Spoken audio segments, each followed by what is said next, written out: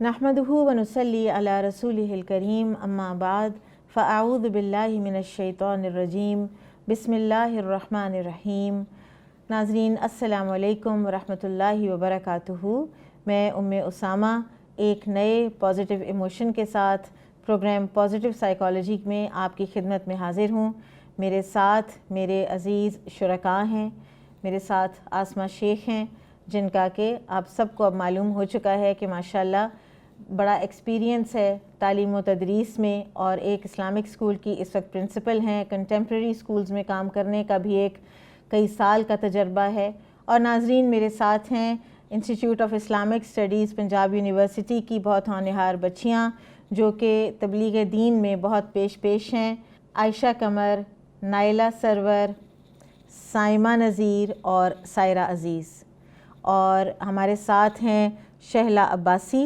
और आप जानते हैं कि माशाल्लाह तालीम व ताल्लुम में और सोशल वेलफेयर में बहुत पेश होती हैं और माशरती रवैयों पर बहुत गहरी नज़र है। नाज़रीन, आज जिस पॉजिटिव इमोशन की हम बात करेंगे वो है इंटरेस्ट। साइकोलॉजिस्ट का ये कहना है कि इंटरेस्ट ये है कि जब आप किसी चैलेंजिंग सिचुएशन में होते हैं या जब आपको कोई क्यूरियोसिटी होती है तो आप उसके बारे में जानने की कोशिश करते हैं। इल्म का हासिल करना और उसके लिए कोशिश करना, उसके लिए एफ़र्ट लगाना, उसके लिए अपनी जान लगाना, ये सब कुछ इंसान की वेल बीइंग में इजाफ़ा करता है। इंसान जब अपने इर्द गिर्द कोई फ़िनोमेना देखता है, उसको रिसर्च करता है, उसके ऊपर गौर व फ़िक्र करता है, तो ये सब चीज़ें उसकी अपनी पर्सनल मैच्योरिटी और वेल बीइंग का भी बायस बनती हैं और उसकी एनवायरनमेंट को भी बहुत पॉजिटिव और वेल बीइंग की तरफ लेकर जाती हैं। नाज़रीन, इस पॉजिटिव इमोशन को अगर हम इस्लाम के लेंस से देखें तो हमें एक बहुत ही वसी एक मैदान नज़र आता है और वो है इल्म का मैदान। अल्लाह सुब्हानहू व तआला ने इल्म को किस किस तरह से ऑनर किया है और किस किस तरह से उसकी इम्पोर्टेंस बताई है, तो हम देखते हैं कि अल्लाह ताला की पहली क्रिएशन वो कलम है। अल्लाह ताला ने सबसे पहले जिस चीज़ को बनाया वो पेन है, और कलम से अल्लाह सुब्हानहू व तआला ने कहा कि लिखो। उसने पूछा क्या लिखूं, तो अल्लाह ताला ने कहा हर वो चीज़ जो आने वाले वक्तों में होने वाली है वो सब लिखो। नाज़रीन, फिर हम ये देखते हैं कि अल्लाह सुब्हानहू व तआला ने पहला इंसान आदम अलैहिस्सलाम को जब बनाने का इरादा फरमाया तो अल्लाह ताला ने फ़रिश्तों से कहा इन्नी जाइलुन फ़िल अर्दि खलीफ़ा, मैं ज़मीन पर एक खलीफ़ा बनाने वाला हूँ। और फ़रिश्तों को इस बात पर हैरत हुई कि अगर एक बाइख्तियार मखलूक को खलीफ़ा बना दिया जाएगा प्लैनेट अर्थ के ऊपर तो ये तो कश्तो खून करेगी। तो अल्लाह सुब्हानहू व तआला ने फ़रमाया कि मैं वो कुछ जानता हूँ जो तुम नहीं जानते। फिर अल्लाह ताला ने आदम अलैहिस्सलाम को इल्म दिया। वअल्लम आदम अल अस्माअ कुल्लहा, आदम अलैहिस्सलाम को अल्लाह ताला ने हर चीज़ का नाम सिखाया, यानी उलूम दिए। और ये सब वो दुनियावी उलूम थे।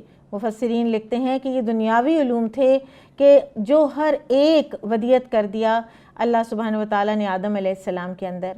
और फिर फ़रिश्तों से कहा कि इन चीज़ों के नाम बताओ, तो उनको वो नाम नहीं आते थे। फ़रिश्तों ने कहा सुब्हानक ला इल्म लना इल्ला मा अल्लमतना, तू पाक है, हमें कोई इल्म नहीं सिवाय इसके कि जो तू हमें इल्म दे। और फिर अल्लाह ताला ने आदम अलैहिस्सलाम को हुक्म दिया कि इनको इन चीज़ों के नाम बताओ, तो उन्होंने हर चीज़ का नाम बता दिया। ये वो यूनिक ट्रेट है जिसकी वजह से इनिशियली इंसान को बाकी तमाम मखलूक़ात पर तरजीह दी गई, उसको अशरफुल मखलूक़ात बनाया गया। लेकिन यहाँ एक चीज़ काबिल गौर है कि इस इल्म के साथ जब आदम अलैहिस्सलाम को जन्नत में भेजा गया और शैतान ने उनको वरगलाया तो वो और उनकी बीवी हव्वा अलैहिस्सलाम शैतान के बहकावे में आ गए, क्योंकि उनके पास अभी सिर्फ दुनियावी इल्म था, उनके पास दीन का इल्म नहीं था। और वो सिर्फ दुनियावी इल्म के बलबूते पर चाहे कितनी सुपीरियॉरिटी थी उसके बावजूद भी वो शैतान के बहकावे में आ गए। फिर उन्होंने तौबा की, फिर अल्लाह ताला ने उनको दीन का इल्म दिया, उनको हिदायत दी, उनको नबी बनाया और उनको ज़मीन पर भेजा। लिहाजा नाज़रीन, हम देखते हैं कि पहले इंसान को ही अल्लाह ताला ने इल्म के ज़ेवर से आरास्ता किया। फिर आ जाइए पहली वही की तरफ जो हमारे प्यारे नबी सल्लल्लाहु अलैहि वसल्लम पर नाजिल हुई। और नाज़रीन, आप सब जानते हैं कि रसूलुल्लाह सल्लल्लाहु अलैहि वसल्लम इलिटरेट थे। آپ لکھنا پڑھنا نہیں جانتے تھے، اس کے باوجود پہلی وحی کیا تھی؟ اقرأ بسم ربک الذی خلق خلق الانسان من علق اقرأ وربک الاکرم الذی علم بالقلم علم الانسان ما لم یعلم۔ اقرأ، پڑھیے، پڑھیے، اور اس رب کے نام کے ساتھ پڑھیے جس نے آپ کو پیدا کیا ہے، اور اپنی جو تخلیق ہے، اپنی جو ہستی ہے، اس کے اوپر بھی غور کیجیے، ہم کس چیز سے بنے ہیں۔ تو بیسکلی ایک دروازہ ہے جو کھول دیا گیا علم کا اور علوم کا اور غور و فکر کا پہلی وحی ہی کے ساتھ۔ اسلام علم کو بہت زیادہ اہمیت دیتا ہے۔ رسول اللہ صلی اللہ علیہ وسلم نے فرمایا طلب العلم فریضۃ علی کل مسلم، علم کا حاصل کرنا ہر مسلمان پر فرض ہے۔ اور یہ کون سا علم ہے؟ اس کے بارے میں اب ہم جانتے ہیں کہ کیا علم کی کوئی ٹائپس بھی ہیں، کیا ہمیں ہر قسم کا علم حاصل کرنا ہے، ہماری سیلویشن کے لیے کس قسم کا علم ہمیں ضروری ہے، کس قسم کے علم کے بغیر بھی گزارا ہے۔ تو ہم اپنے اب حاضرین سے، اپنے مہمانوں سے بات کرتے ہیں، بچیوں سے پوچھتے ہیں، ان کے ذہنوں میں علم کے حوالے سے اگر کوئی سوال ہے تو آپ کر سکتی ہیں۔ السلام علیکم، میرا سوال ہے کہ کیا اسلام ہر طرح کا علم انڈورس کرتا ہے یا اس میں کوئی لمیٹیشن بھی ہے؟ بالکل، یہ سوال تو بہت اہم اور بہت ضروری سوال ہے، کیونکہ اس کے بغیر تو ہم کسی بھی علم کو انڈورس ہی کرتے چلے جائیں گے تو بہت سے علوم تو ڈسٹرکٹیو بھی ہو سکتے ہیں۔ تو آسمہ، آپ اس کا جواب دیں گی؟ اسلام دراصل علم کا دین ہے، اور علم کی فضیلت جس طرح سے اسلام نے بیان کی ہے وہ کسی اور دین میں ہمیں نہیں دکھائی دیتی۔ پہلی وحی علم کے متعلق تھی۔ خود نبی صلی اللہ علیہ وسلم کو اللہ سبحانہ وتعالیٰ قرآن میں فرماتے ہیں کہ قل ربی زدنی علما، کہ اے نبی صلی اللہ علیہ وسلم آپ علم میں اضافہ مانگیے۔ تو ہمیں یہ تو بہت اچھی طرح سے اندازہ ہے کہ علم جو ہے وہ کتنا ضروری اور کتنا اہم ہے۔ جس چیز کو ہم آج تھوڑا سا ڈسکس کریں گے وہ یہ ہے کہ علم کی وہ کون سی اقسام ہیں جو ہمارے لیے فائدہ مند ہیں، اور اس میں ہمیں پتہ چلتا ہے کہ علم بیسکلی دو طرح کا ہے۔ ایک علم ہے جو فرض عین ہے، اور ایک علم ہے جو فرض کفایہ ہے۔ علم جو فرض عین ہے اسی کے بارے میں بھی آپا نے آپ کو بتایا کہ وہ ہر مسلمان کے اوپر حاصل کرنا فرض ہے اور لازم ہے، اور یہ شریعت کا علم ہے جس کے ذریعے سے اللہ تعالیٰ کی پہچان آتی ہے، جس کے ذریعے سے اللہ تعالیٰ کی معرفت نصیب ہوتی ہے، اور جس کے ذریعے خشیت پیدا ہوتی ہے۔ اور اسی علم کے زیر اثر پھر ہم اپنی زندگی کا مقصد اور اپنی زندگی کا طریقہ جو ہے اس کو پہچان سکتے ہیں۔ فرض عین کے زمرے میں علم نافع وہ علم ہے جو ریکمینڈڈ ہے، اور علم نافع وہ بینیفیشل علم ہے جو ہمیں اللہ تعالیٰ تک پہنچنے میں مددگار ہوتا ہے۔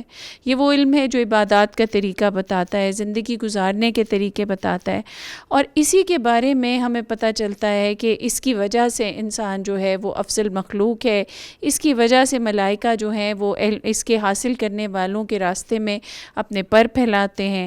یہی علم نافع ہے کہ جس کے حصول کی وجہ سے تمام مخلوق جو ہے وہ اس کے حاصل کرنے والے طالب علم کے لیے دعا کرتی ہے۔ ہمیں یہ پتہ چلتا ہے کہ یہ علم نافع جنت کا راستہ ہے۔ اس کے علاوہ علم نافع کے جو فائدے ہیں وہ اس دنیا میں ختم نہیں ہوتے، بلکہ جب علم نافع کا جو طالب علم ہے جب اس کی وفات ہو جاتی ہے، وہ اس دنیا سے چلا جاتا ہے، تو اس کے بعد بھی اس کے جو اعمال ہیں ان کا سلسلہ کٹتا نہیں، بلکہ وہ علم نافع، وہ فائدہ مند علم جو اس نے اپنی زندگی میں دوسرے لوگوں تک منتقل کیا ہوتا ہے وہ اس کے لیے صدقہ جاریہ بن جاتا ہے۔ یعنی ایک نا ختم ہونے والا سلسلہ ہے علم نافع کا کہ جو ہماری زندگی سے لے کے ہماری موت اور اس کے بعد تک ہمارے ساتھ رہتا ہے۔ اسی طرح میں نے آپ سے اس علم کا بھی ذکر کیا جو فرض کفایہ ہے، یعنی معاشرے کے اندر سے اگر کچھ افراد اس علم کو حاصل کر لیتے ہیں تو وہ باقی سب لوگوں کے لیے کفایت کرتا ہے۔ تو یہ وہ سائنسی علوم ہیں، دنیاوی علوم ہیں جن کے حصول کے لیے ایک مسلمان جو ہے وہ تگ و دو کرتا ہے، اور کسی بھی طرح اسلام میں اس کا جو میرٹ اور اس کا جو مقام ہے وہ کم نہیں ہے۔ یعنی ایک مسلمان کے لیے یہ بھی اتنا ہی ضروری، اتنا ہی فائدہ مند ہے جتنا جتنا کہ ہم نے ابھی شریعت کے علم کی بات کی وہ ہے. اور اس کی وجہ یہ ہے کہ جب دنیاوی علوم اور شریعت کے معاملات میں ایک کنیکٹ آتا ہے تو اس سے درست طور پہ ہم اللہ تعالیٰ کی ذات کو پہچان پاتے ہیں. اور یہ دونوں کا اکٹھا ہونا وہ آئیڈیل ملاپ ہے کہ جس کی وجہ سے انسان کو اشرف المخلوقات کہا گیا ہے.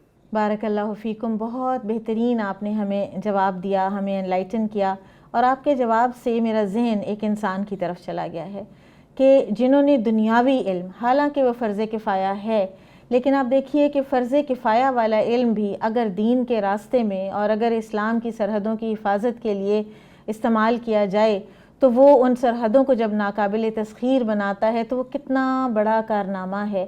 اور میرا ذہن اپنے محسن پاکستان ڈاکٹر عبدالقدیر خان کی طرف چلا گیا ہے کہ جنہوں نے اپنی زندگی کو رسک کیا, جنہوں نے اپنے کریئر کو رسک کیا, جنہوں نے اپنی فیملی کی سیکیورٹی کو رسک کیا, اور اس ساری چیز کے باوجود وہ کہتے ہیں کہ ان کا میں نے ایک انٹرویو دیکھا تو وہ کہہ رہے تھے کہ جب 71 میں پاکستان 2 لخت ہوا ہے نا, تو اس کے بعد مجھے یہ تھا کہ کچھ تو میں کر سکوں اس ملک کے لیے کہ یہ دوبارہ اس کے اوپر اس طرح کی کوئی ٹریجڈی نہ آئے, کیونکہ جغرافیکلی ہم ایسی جگہ میں ہیں, ایسے مقام پر ہیں کہ ہمارا جو سروائیول ہے وہ بغیر, بعض ممالک ہوتے ہیں کہ جن کو بہت زیادہ اس کی ضرورت نہیں ہوتی اسلحے کی, لیکن ہماری تو ضرورت بھی بہت زیادہ ہے.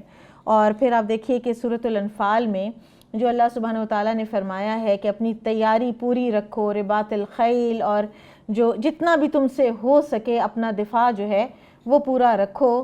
تو اس دفاع کے لیے جتنا انہوں نے کام کیا ہے تو ہمیں ان کو ضرور ٹریبیوٹ پے کرنا چاہیے. اللہ تعالیٰ ان کو غریق رحمت کرے, اور بہت بڑا احسان کر گئے ہیں وہ. نہ صرف یہ کہ وہ ہمارے ملک پر, پاکستان پر, بلکہ امت مسلمہ پر انہوں نے ایک احسان کیا ہے.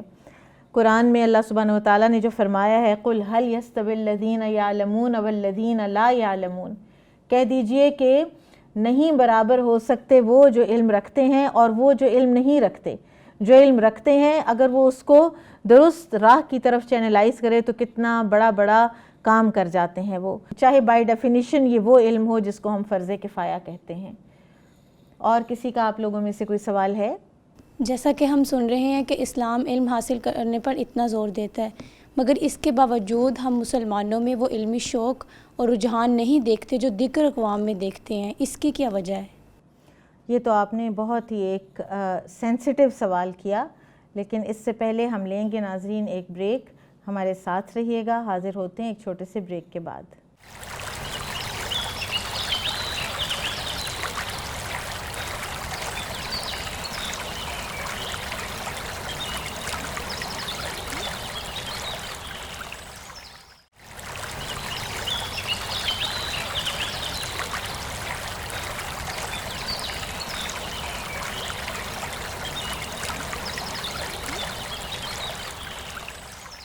ویلکم بیک ناظرین. بریک پر جانے سے پہلے ہماری بچی نے سوال کیا تھا اور ہم چاہیں گے کہ ہم اس کا جواب شہلا آپ سے لیں. جیسا کہ آپ نے بتایا کہ کافی سینسٹیو کویسچن ہے اور جواب میں بھی تھوڑی سی جو ہے وہ تکلیف دہ باتیں ضرور ہیں, لیکن ہمیں حقیقت تو جاننی ہی ہے. تو یہ پوچھ رہی ہیں کہ کیا وجہ ہے کہ اتنی دین میں ہمارے علم پہ اہمیت اور اس کا اصرار ہے اور اس کے باوجود ہم بحیثیت مسلمان قوم علم سے دور ہیں. تو بیٹا اس کا جواب ایک تھوڑا سا جنرل ہے اور ایک تھوڑا اسپیسیفک کر دیتی ہوں کہ ہم مانتے ہیں اس بات کو کہ ہم اب فی الحال جو ہے وہ دین سے دور ہیں, لیکن دین سے کیا دوری, ہم تو سارے معاملات میں ہی جو ہے وہ انحطاط پذیر ہیں. اور اس کا ایک جنرل آنسر تو یہی ہے کہ دین سے دوری اور قرآن سے دوری. جب لوگوں کو یہ بات پتہ ہی نہیں کہ قرآن میں علم پہ اتنا زور دیا گیا ہے, جب لوگوں کو اس بات کا شعوری طور پہ احساس ہی نہیں, تو پھر وہ کس طرح سے جو ہے وہ جڑیں گے. تو قرآن سے جڑنا ہی اس کا اصل حل ہے. جیسا کہ علامہ اقبال رحمۃ اللہ علیہ نے فرمایا, وہ زمانے میں معزز تھے مسلمان ہو کر اور تم خوار ہوئے تارک قرآن ہو کر. تو قرآن کو چھوڑ دینا ہی ہماری سب سے بڑی بدنصیبی تھی. اب ہم آتے ہیں تھوڑے سے اسپیسیفک آنسرس پہ کہ پاکستان کی حالات دیکھ لیتے ہیں. بدقسمتی سے ہمارے حکمرانوں نے یا ہماری پالیسیز بنانے والوں نے، انفیکٹ ہمارے پالیسیز بنانے والوں نے جو ہے وہ علم کی اہمیت کا احساس نہیں کیا. کچھ ایسی پالیسیز آئیں کہ جس میں جو ہے وہ علم کی طرف اتنی توجہ نہیں دی گئی، جس کی وجہ سے علمی انحطاط جو ہے وہ ہمیں نظر آتا ہے.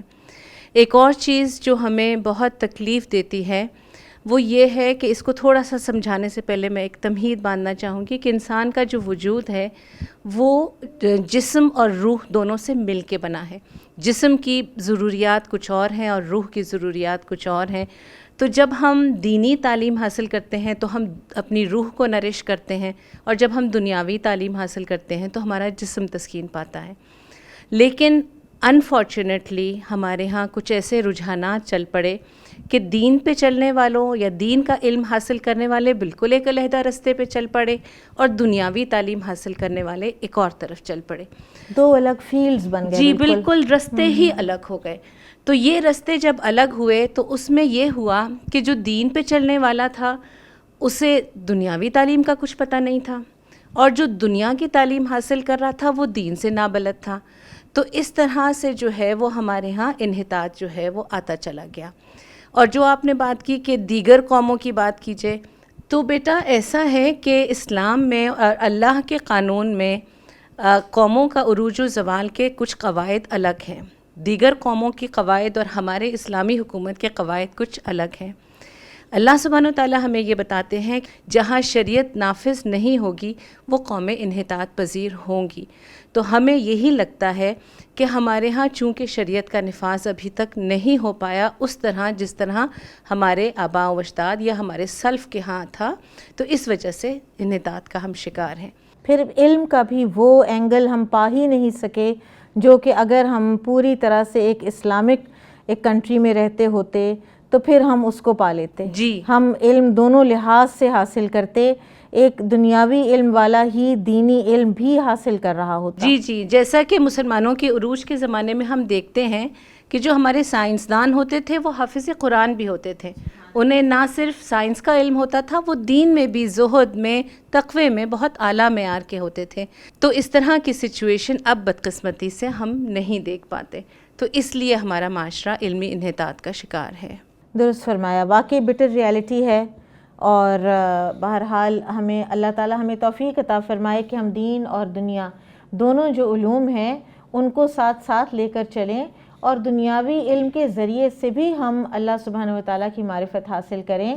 اور اس دنیا میں کنسٹرکٹیو کام، آپ دیکھیں کوئی ڈاکٹر بنتا ہے، کوئی انجینئر بنتا ہے، کوئی فزسسٹ ہے، کوئی نیوکلیئر سائنٹسٹ بنتا ہے، تو وہ دنیا کے لیے کتنے کنسٹرکٹیو کام بھی کر سکتا ہے. اٹ ڈیپینڈس کہ آپ کس راستے پر چلتے ہیں. آپ اس کو اگر ڈسٹرکشن پر لگاتے ہیں تو وہ اور بات ہے، اور اگر وہی چیز اگر اللہ کی معرفت کریٹ کرتی ہے تو وہ علم بھی آپ کے لیے عبادت بن جاتا ہے.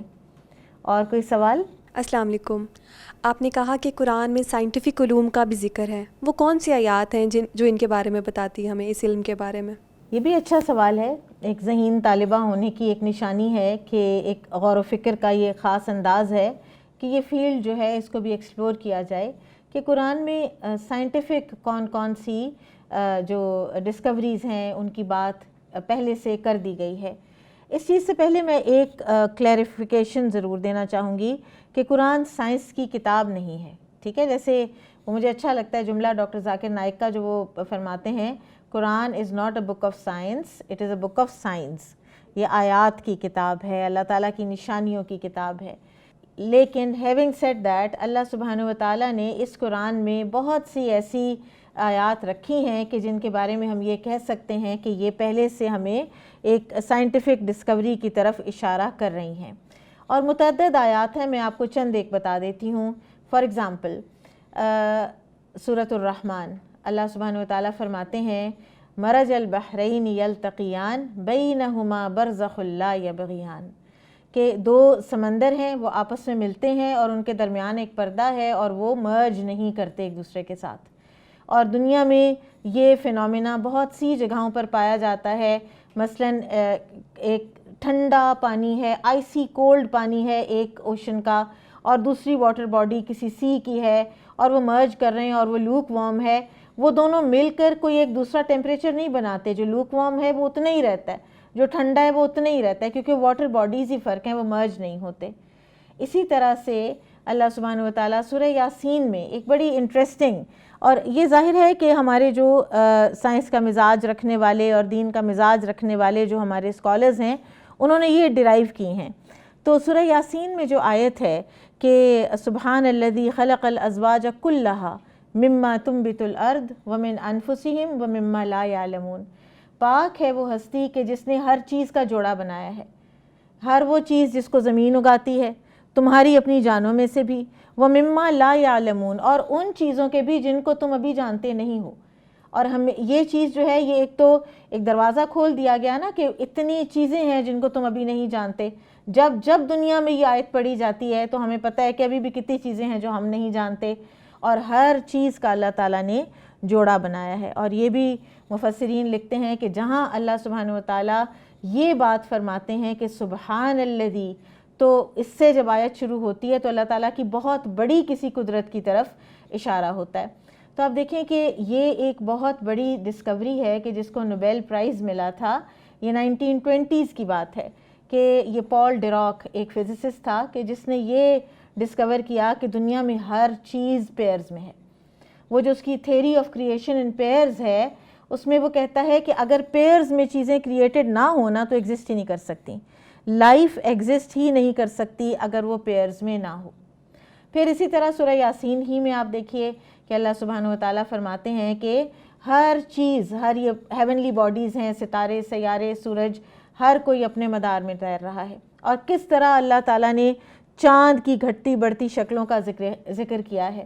پھر ایک جو آیت ہے قرآن میں سورہ آل عمران میں، اس کو اگر ہم دیکھیں تو ہمیں پورا اسلام کا کہ سائنس پر کس طرح غور کرنا ہے، ڈسکوریز پر کس طرح غور کرنا ہے، اور ان کو کس جگہ پر پلیس کرنا ہے اپنی زندگیوں میں، یہ سب ہمیں پتہ چلتا ہے۔ اللہ سبحانہ و تعالیٰ سورہ آل عمران آیا 190 آنورڈز فرماتے ہیں ان فی خلق السماوات والارض واختلاف اللیل والنہار لآیات لأولی الالباب۔ بڑی ہی زبردست یہ آیات ہیں کہ بے شک زمین و آسمان کی تخلیق میں اور رات اور دن کے آنے جانے میں البتہ نشانیاں ہیں اولو الالباب کے لیے۔ یہ جو انٹرسٹ کا پازیٹیو ایموشن ہے نا، یہ دراصل اگر ہم اس کو اولو الالباب کے ساتھ ریلیٹ کریں نا، کیونکہ صرف نالج تو آپ کو کچھ بھی نہیں دے گا جب تک کہ آپ اس سے کچھ ڈرائیو نہیں کریں گے، جب تک کہ آپ اس سے کوئی انفرنس ڈرا نہیں کریں گے، جب تک کہ آپ اس کی کوئی امپلیمنٹیشن نہیں دیکھیں گے، اور جب تک آپ اس کے ذریعے سے خالق کی معرفت حاصل نہیں کریں گے۔ تو اولو الالباب، عقل والے لوگ جو ہیں ان کے اندر نشانیاں ہیں۔ اب یہ سارے کیا ہیں؟ یہ سارے سائنٹیفک فیکٹس ہی ہیں نا، ٹھیک ہے، آپ اس کو ڈسکور کریں۔ اور پھر یہ کون لوگ ہیں؟ الذین یذکرون اللہ، یہ وہ لوگ ہیں کہ جو اللہ تعالیٰ کا ذکر کرتے ہیں۔ یعنی آپ دیکھیے کہ وہی جو بات آپ نے کہی تھی کہ وہی عالم دین بھی تھے اور وہی سائنسدان بھی تھے، تو یہ وہ لوگ ہیں کہ جو زمین و آسمان کی تخلیق پر غور و فکر کرتے ہیں اور ساتھ ساتھ اللہ تعالیٰ کا ذکر کرتے ہیں۔ کب؟ قیاماً وقعوداً وعلی جنوبہم، کھڑے اور بیٹھے اور لیٹے، وَيَتَفَكَّرُونَ فِي خَلْقِ السَّمَاوَاتِ وَالْأَرْضِ، اور تفکر کرتے ہیں، ریفلیکٹ کرتے ہیں، غور و فکر کرتے ہیں زمین و آسمان کی تخلیق میں۔ اور پھر جب وہ تفکر کرتے ہیں تو وہ کس نتیجے کو پہنچتے ہیں؟ ربنا ما خلقت ھذا باطلا، اے ہمارے رب تو نے یہ سب کچھ باطل ابس بیکار پیدا نہیں کیا ہے، ٹھیک ہے۔ اور جب وہ اس نتیجے کو پہنچتے ہیں کہ تخلیق کائنات جو ہے بڑی بامقصد ہے، تو وہ کیا کہتے ہیں؟ ان کے اندر عاجزی آتی ہے، وہ ایتھیسٹ نہیں ہو جاتے، وہ ملحد نہیں ہو جاتے، وہ اور زیادہ اللہ کے بندے بن جاتے ہیں، اور وہ کہتے ہیں سبحانک فقنا عذاب النار، تو پاک ہے، تو ہمیں آگ کے عذاب سے بچا لے۔ تو بیسکلی قرآن میں جہاں کہیں بھی سائنٹیفک فیکٹس کا ذکر ہے تو وہ انسانوں کو اللہ تعالیٰ کی معرفت کرانے کا ذکر ہے۔ اس کے علاوہ میں آپ کو یہ سجیسٹ کروں گی کہ آپ سورۃ النحل کا مطالعہ کیجئے، آپ سورۃ الروم کا مطالعہ کیجئے، آپ سورۃ الانعام کا مطالعہ کیجئے، کہ جس میں باقاعدہ باٹنی کی طرف توجہ دلائی گئی ہے کہ ذرا دیکھو تو صحیح کہ کیسے یہ پلانٹ جو ہے یہ بیج میں سے نکلتا ہے، اور اس کے پکنے تک ذرا غور تو کرو کن کن سٹیجز میں سے یہ گزرتا ہے۔ پرندے کیسے فضاؤں میں چل رہے ہیں. تو یہ سب کچھ جو ہے، لیکن یہ صرف اور صرف سائنس کی نیت سے ہمیں نہیں پڑھنا، ہمیں اس کو اللہ تعالیٰ کے سائنس کی نیت سے پڑھنا ہے انشاءاللہ. ٹھیک ہے، تو انشاءاللہ ناظرین ہماری گفتگو کا سلسلہ جاری ہے. یہاں ہم لیں گے ایک چھوٹا سا بریک، ہمارے ساتھ رہیے گا.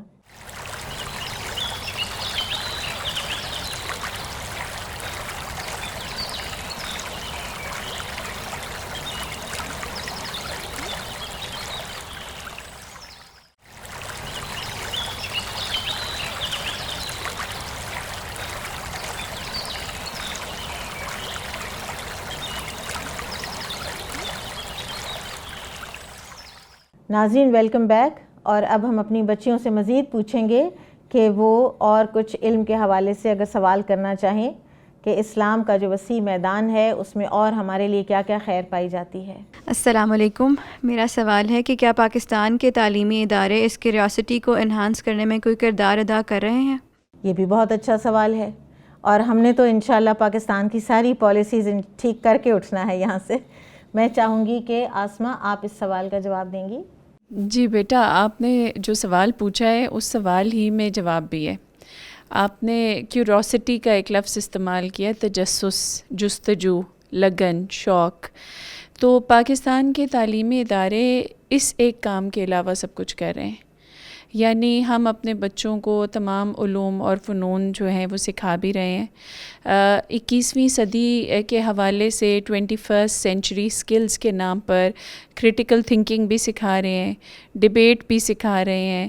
ان کو اور بھی بہت سارے ایسی ریسرچ ٹاپکس کے اندر انوالو کر رہے ہیں جو ان کے لیے دنیاوی لحاظ سے امپورٹنٹ ہے. اور اس بات سے انکار نہیں ہے کہ بدلتے ہوئے وقت کے ساتھ یہ وقت کا تقاضا بھی ہے کہ یہ ساری چیزیں جو ہیں وہ ہمارے بچوں کو آتی ہوں. لیکن ایک بڑا ڈسکنیکٹ ہمیں نظر آتا ہے، کیونکہ یہ ساری جستجو، یہ ساری لگن، یہ ساری محنت جو ہے یہ ساری کی ساری ڈائریکٹڈ ہے دنیا کی طرف، اور اس کا کوئی تعلق اور اس کا کوئی رابطہ زندگی کے اصل مقصد کے ساتھ نہیں جوڑا گیا. اس کے نتیجے میں پھر جو نوجوان نسل ہم ترتیب دے رہے ہیں اور جس کی ہم نشو و نما کر رہے ہیں، ہم ان کے اندر بے اطمینانی کی ایک کیفیت دیکھتے ہیں. ہم ان کے اندر ہر خوبی دیکھتے ہیں سوائے سینس آف پرپس. یعنی وہ زندگی میں اپنے پرپس سے بالکل ناآشنا ہیں. ان کو نہیں پتہ کہ اللہ تعالیٰ نے ان کو کس لیے تخلیق کیا ہے. وہ بالکل نہیں جانتے کہ ان کو یہاں پر کیا ذمہ داریاں ادا کرنی ہیں. جو تعلیم کا اور جو علم کا سب سے بڑا پرپس تھا، ہم بیسکلی اس پرپس سے بہت دور چلے گئے ہیں. اور اس وقت جو سب سے بڑی ضرورت ہے تعلیمی اداروں میں وہ اس ریوائول کی ہے. کہیں کہیں پہ ہم کچھ اسلامک سکولز کے نام پہ کچھ ایسی درسگاہیں دوبارہ سے وجود میں آتی دیکھ رہے ہیں کہ جو اس کام کا دوبارہ سے احیا کر رہی ہیں، دوبارہ سے ریوائول کی طرف لے کر جا رہی ہیں. لیکن بائی اینڈ لارج اگر میں کہوں تو میں یہی کہوں گی کہ ابھی بہت کام کی ضرورت ہے. اور جو اصل جس چیز کی ضرورت ہے وہ یہ ہے کہ بچوں کو ان کی سینس آف پرپس واپس کی جائے.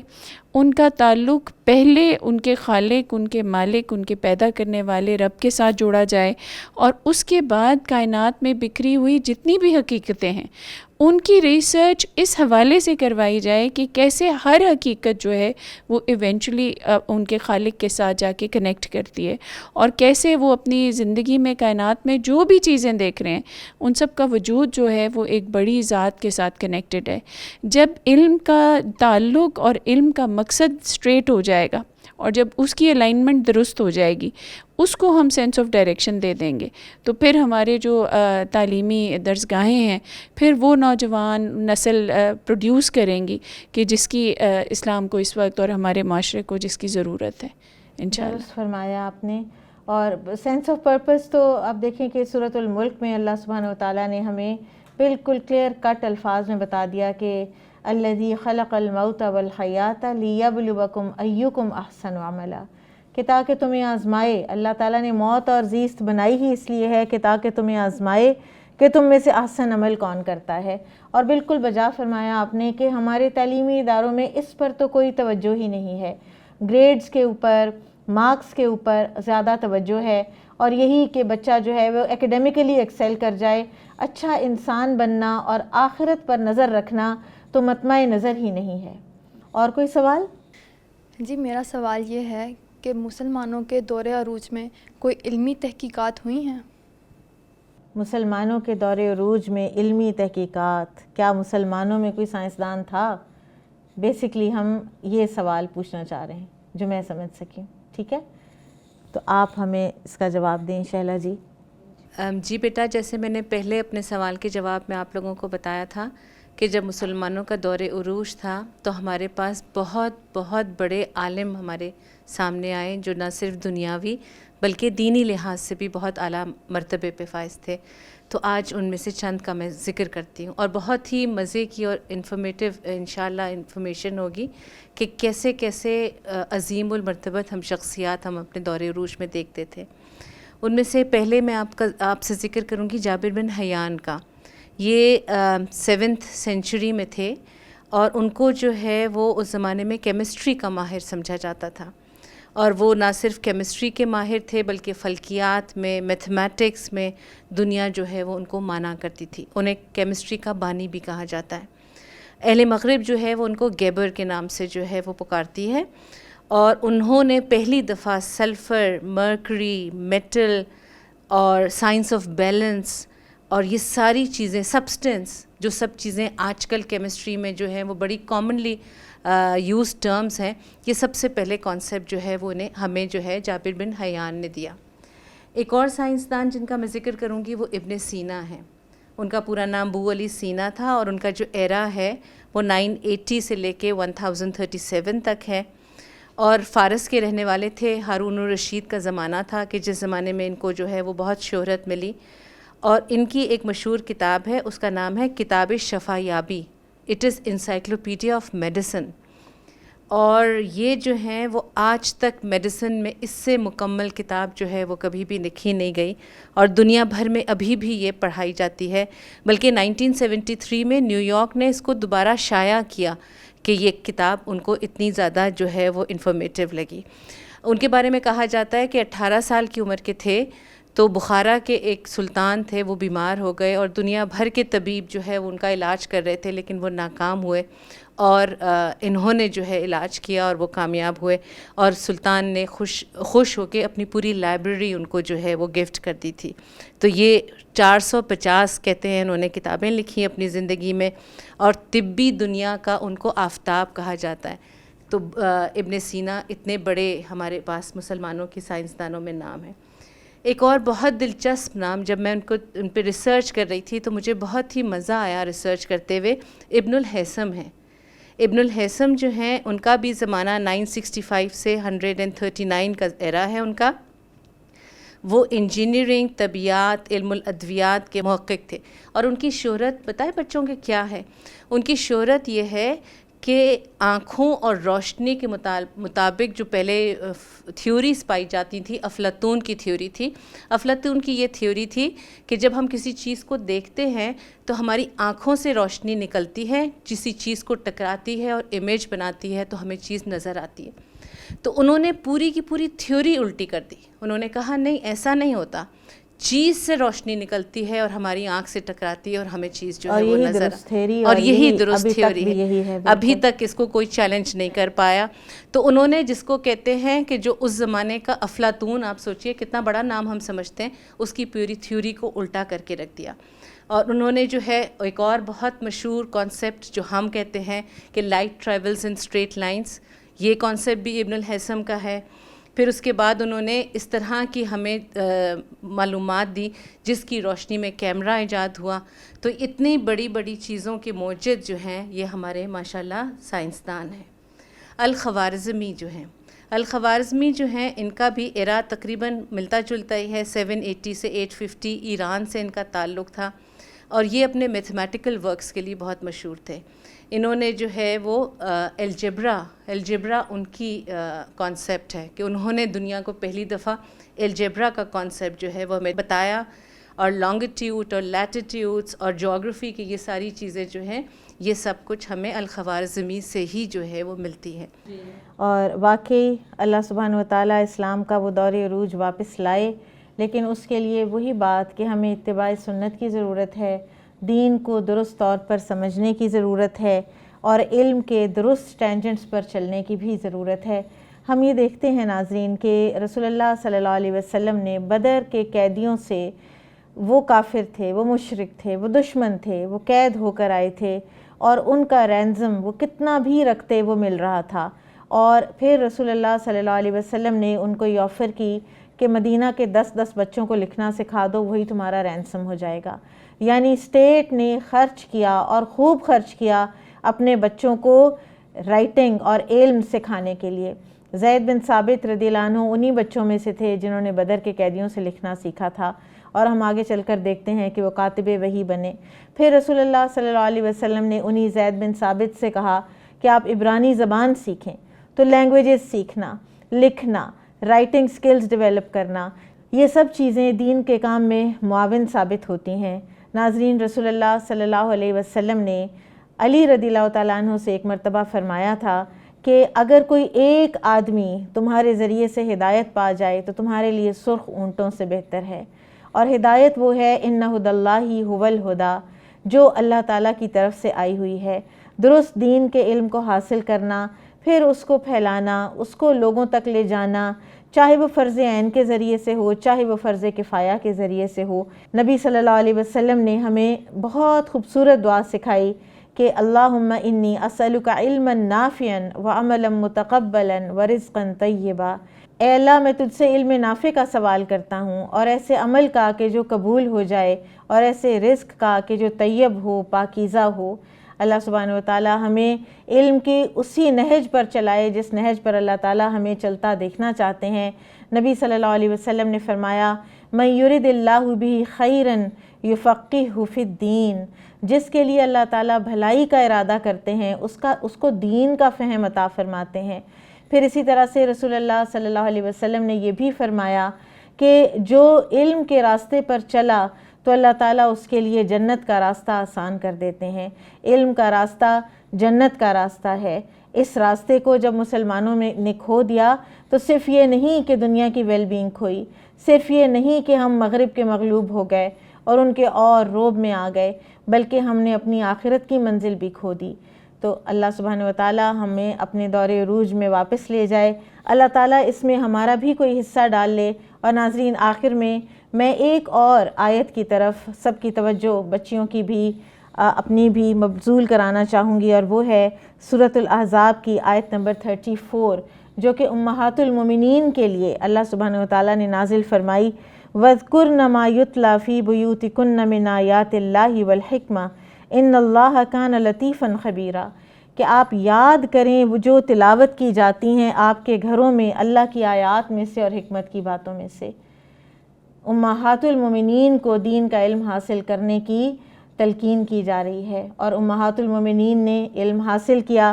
خصوصاً ہم دیکھتے ہیں کہ سیدہ عائشہ رضی اللہ عنہا نے پھر کس طرح دین کی خدمت کی، کس طرح انہوں نے وہ ایک اسلام کی بہت بڑی مجاہدہ مبلغہ بنی، اور نبی صلی اللہ علیہ وسلم کے زیر سایہ جو علم انہوں نے سیکھا اس کو انہوں نے پھیلایا۔ اللہ سبحانہ وتعالی ہمیں علم نافع کی توفیق عطا فرمائے۔ ہمارے محدثین میں آپ جانتے ہوں گے کہ کچھ محدثات کا بھی ذکر ہے، کچھ خواتین محدثات بھی ہیں اور آپ کو پتہ ہے کہ جب علم حدیث میں جو جرح و تعدیل کی جاتی ہے اور کچھ لوگوں کو کہا جاتا ہے کہ نہیں ان سے حدیث نہیں لینی، خواتین ساری کی ساری عادل راوی ہیں، ساری کی ساری ثقہ راوی ہیں۔ اور ایک بڑی خوبصورت کتاب جو کہ ابھی ایک برٹش مسلم اسکالر، انڈین مسلم اسکالر ہیں ڈاکٹر اکرم ندوی، انہوں نے لکھی الوفاء باسماء النساء، 43 والیومز ہیں محدثات کے نام پر، 43 والیومز، اور اس میں ایک جو انہوں نے میپ دیا ہے ٹریولز آف محدثات، تو اس میں ایک محدثہ ہیں فاطمہ بنت سعد الخیر، اور اپنے والد کے ساتھ وہ تجارت کرتے تھے اور والد کے ساتھ ٹریول کرتی تھیں اور حدیث کا علم حاصل کرتی تھیں، اور ان کے ٹریولز ایسے ہیں کہ جیسے دنیا کے ایک کونے سے دوسرے کونے میں جانا۔ تو اللہ سبحانہ وتعالی ہمارے سے بھی کوئی ایسا کام لے لے اور ہم بھی دین کا علم حاصل کرتے کرتے اس دنیا سے جائیں۔ بارک اللہ فیکم، سبحانک اللہم و بحمدک، اشہد ان لا الہ الا انت، استغفرک و اتوب الیک۔ السلام علیکم ورحمۃ اللہ وبرکاتہ۔